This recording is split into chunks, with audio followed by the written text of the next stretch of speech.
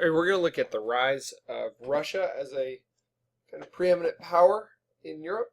This occurs really through mostly the 18th century where it becomes powerful, but there's some background information that we need to cover. So, just a quick overview of Russian history. In the 13th centuries, the Mongol horde under Genghis Khan came through and conquered essentially most of Russia at that point, and Russia was under what is called the Mongol yoke, and that is Mongol dominance of the area that we call modern-day Russia, forcing taxes and control over this territory.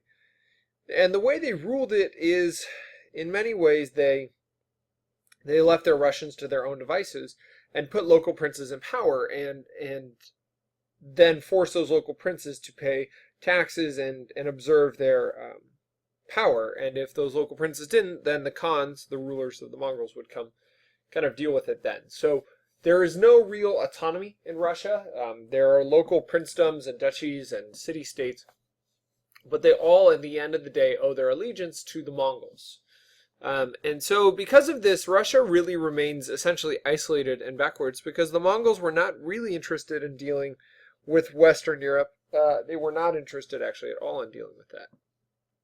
Although despite this, there is some minor trade that Russia is involved in due to their kind of bountiful natural resources. And the most prominent of that is Elizabeth of England really takes advantage of the Russian forest to import lots of timber to help her build up her navy. And so England under Elizabeth really brings a lot of timber in from Russia. But for the most part, Russia's missing out on political, social, and cultural developments of the rest of Western Europe. Specifically, they are not involved in this kind of humanism or development that occurs as a result of the Renaissance. That just never makes its way east to Russia, at least not until the 18th century under Peter the Great. So it takes a really long time for this to happen. And so this is Russia. The most dominant city-state under the Mongol rule is Moscow. And Moscow, basically the way they are able to gain so much power is they really play the game. And they go along with the Mongols, they help them, they serve the Mongol rulers, the Khans. And because of this and their loyalty to the Khans, they earn the title of Great Prince. The ruler of Moscow earns the title of Great Prince, and that's a hereditary title. So that title passes on from father to son and so on and so forth. So the rulers of Moscow and the areas around Moscow become the most influential and powerful of these Russian kind of territories. And so as a result of this Duchy of Moscow begins to absorb the territory around it. And this really reaches its height with Ivan III, and he's the ruler of Moscow, and he expands and eventually conquers Novgorod, which is, in Russian geography, that's the area kind of north of Moscow, north and then northeast of, or northwest of Moscow.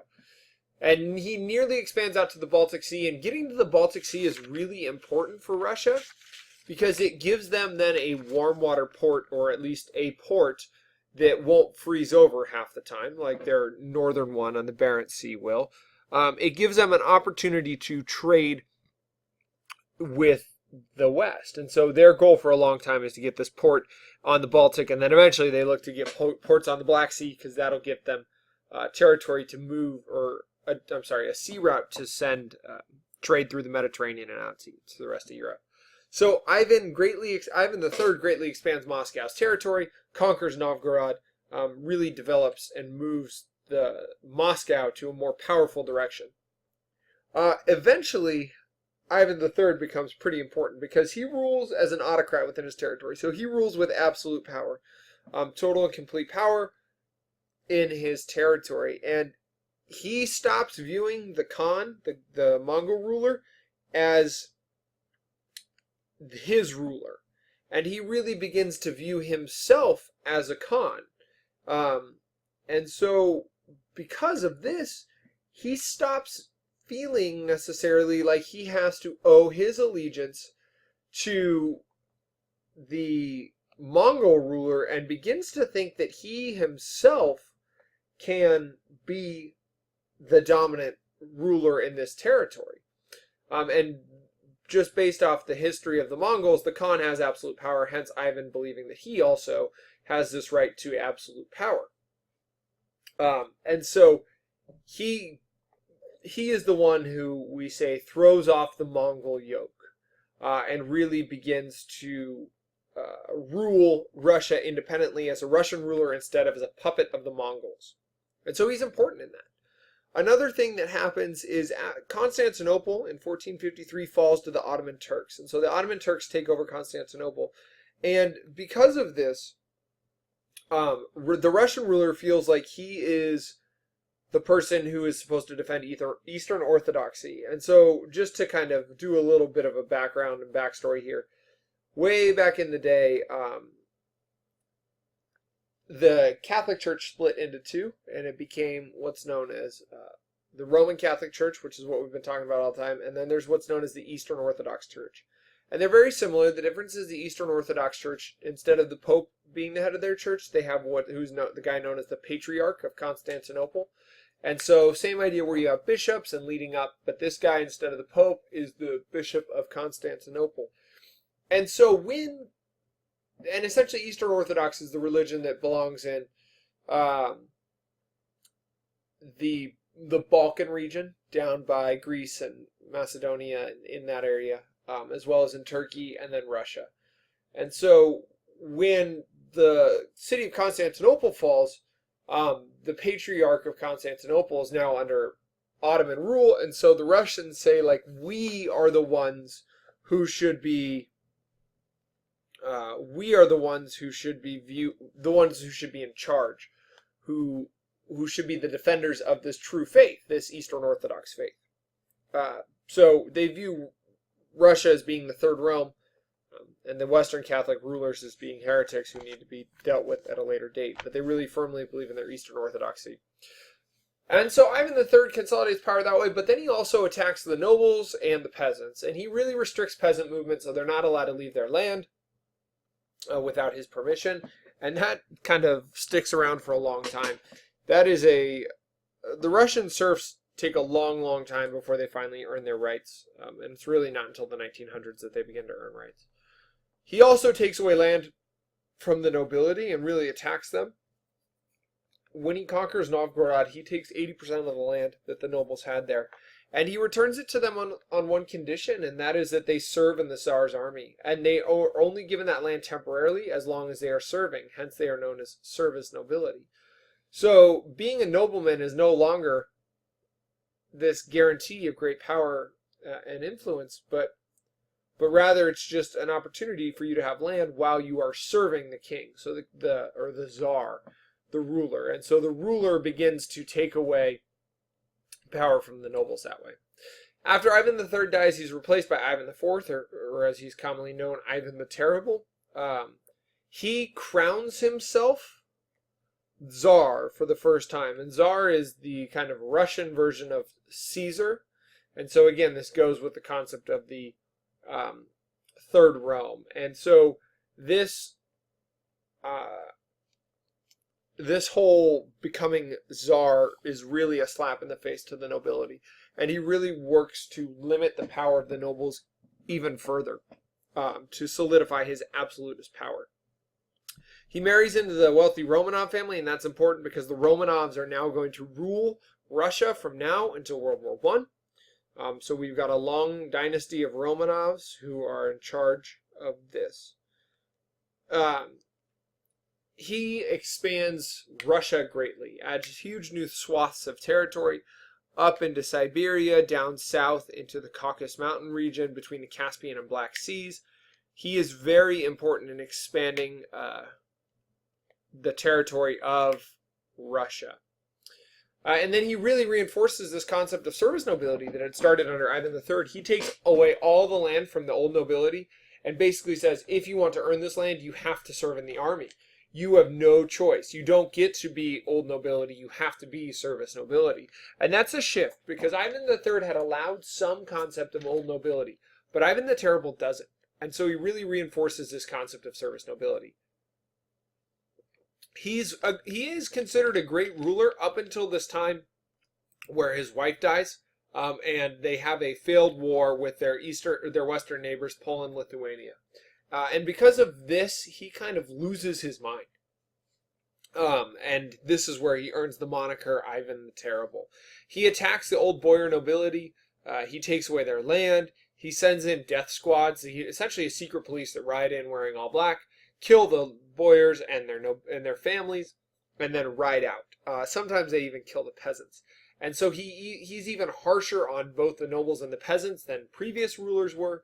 And because of this, many peasants ignore his laws against leaving, and they move south and east, and they form these outlaw brigades known as Cossacks. And for a while, there are kind of tensions between the Russian Tsar and the Cossacks, but eventually they're going to become really important to the Russians.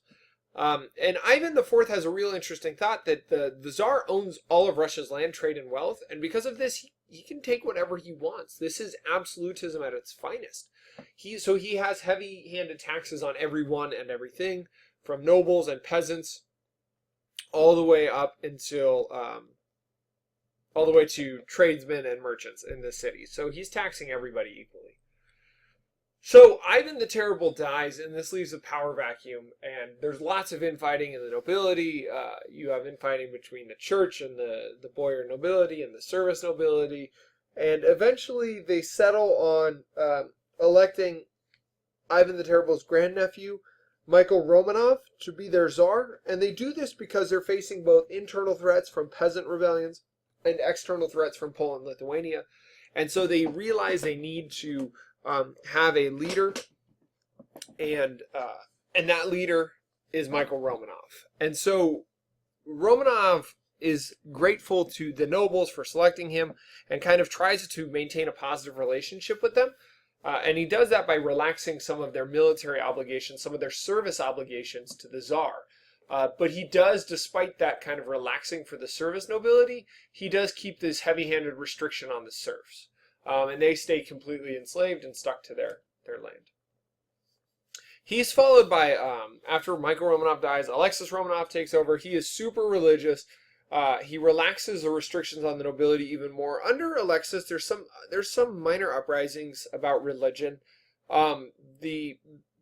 There's a general dislike of the guy known as the Patriarch of the Eastern Orthodox Church, and that's the head of the Eastern Orthodox Church. So you have this rising up against the church, forming kind of it's like a modified Reformation in many ways, but it doesn't get very far. You have these groups who call themselves Old Believers, who are opposing the Russian Orthodox model, and they're trying to go back to the way things were. Many of them practice self-immolation, which is lighting themselves on fire. But eventually this kind of dies out, and the Russian people turn back towards Eastern Orthodoxy and believe more in the Patriarchy and the Tsar. During the time of Michael and Alexis, specifically under Alexis's rule, the Cossacks are rising up, and they're threatening the power of the nobility and the Tsar. And so the nobles and the Tsar have to work together because they're fighting this really genuinely highly disciplined fighting force from the Cossacks, who are fighting for their livelihoods. And so they work together to defeat the Cossacks, and then they work together to keep the peasants who are still in their territory restrained and keep them like really, really pinned down and very poor. So that's how these early Romanovs work together. After these two, we eventually get to Peter the Great, and Peter the Great is incredibly important in Russian history. And he has two main aims while he is the Tsar. The first is to expand Russian territory, and he's at war just all the time. Like almost his entire time as Tsar, he is at war with people around people around him. And then the second thing he wants to do is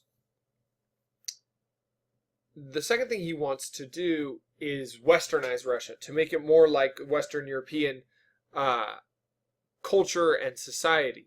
And this is going to fly in the face of the nobles, and so he's going to have some conflict for them. And this kind of comes about as a result of an 18-month tour of Europe that Peter the Great takes. And he takes this tour of Europe, but he doesn't take it as Peter the Great. He kind of goes incognito, or at least tries to go incognito. He's kind of hard to hide. Everyone pretty much knows who he is. But nonetheless, he tries to go incognito and go to various Western European capitals to see how things are done, to see the new technologies, and tries to bring those back with him to Russia.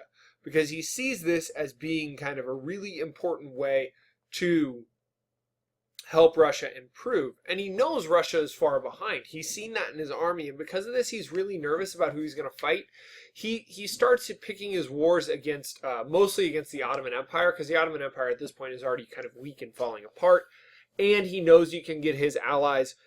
He can get Austria, Poland, and others to ally with him against the Ottoman Empire, because everyone hates the Ottoman Empire because they're not Christian. And so he initially is very kind of persistent in fighting the Ottoman Empire. But after his trip to the west, he signs a secret deal with Denmark in order to try to launch a quick strike against Sweden in order to take all their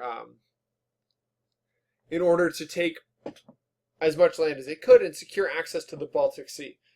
And this initial, what he thought would be a quick strike, ends up not being a quick strike. And it leads to what's known as the Great Northern War that lasts from 1700 to 1721. And it's initially unsuccessful, requiring Peter to kind of rethink Russia and work to reform Russia. And so this leads to some major reforms. Peter the Great forces all noblemen back into the army or into the government. And so he says, basically, if you're a nobleman, you have to work in the army or you have to work in the government, and that's the only way you're entitled to any land whatsoever. And he realizes that in order for Russia to be successful, it needs to be a meritocracy. And that is not just you're appointed this because you're a nobleman, but you're appointed this because you're good at your job. And so he has a bunch of, I think it's 14 ranks in the bureaucracy in the army, and everyone starts at the bottom, regardless of where you come from, regardless of if you're wealthy nobility or if you're poor peasant stock. And so they're forced to work their way to the top, so they can't just slack and get by. They have to be good at their jobs, and this really creates an efficient system of government. And so this puts pressure on the nobles to do well, but it also allows non-nobles a chance to advance, which is really important because now they have this opportunity to improve themselves. And so there's a reason to work hard at your job because you know that there's a chance to improve yourself. Peter the Great also imports a lot of skilled workers, artisans, soldiers, and bureaucrats in order to come into Russia and kind of make things work really effectively, really quickly. And those serve as a stopgap measure while he sets up schools and universities in order to then train his people. So he imports people from the West who know what they're doing and then sets up these universities in order to train the Russians so that they can eventually take over these jobs, which is a really good system, and it's a good way to improve the Russian setup and structure. He forces noblemen to be educated for 5 years. He wants an effective force leading his army and his government. So he forces education for 5 years. The nobles hate this. They don't feel like they should be under this obligation, but he forces that to happen. Another part of his reform is this massive expansion of the soldiers of his army. He increases his army to about 200,000 soldiers, maybe even a little bit more. And these are peasant soldiers. And in addition to this standing army, he has about 100,000 special forces, and he draws most of these from the Cossacks.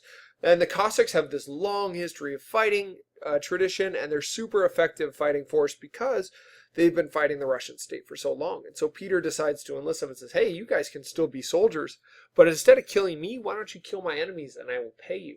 And so they're really good shock force and special forces, really good mounted soldiers for him for a while. And then, in addition to that, Peter the Great just randomly assigns serfs to work in various places like mines and factories, and they're forced to do this unpaid. It's part of their obligation and duty to the state. Those are parts of his reforms. In addition, he really westernizes Russia. He uses modern technology that he saw on his trips abroad, including like things like fire hoses and things like that. He develops Russia's first newspaper. So you start to see these new ideas spread throughout Russia. He institutes a beard tax. So in Russia, the old nobility had classically worn a beard in order to, that was just the style. It was a symbol of honor.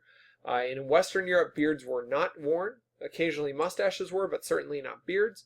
And so he forced his nobles to shave their beards, especially if they worked in his court. And the only way you were allowed to keep a beard was every time you entered or exited the city, you had to pay a specific tax. And so people generally would shave those beards so they didn't have to pay the tax. And then he forced the people working in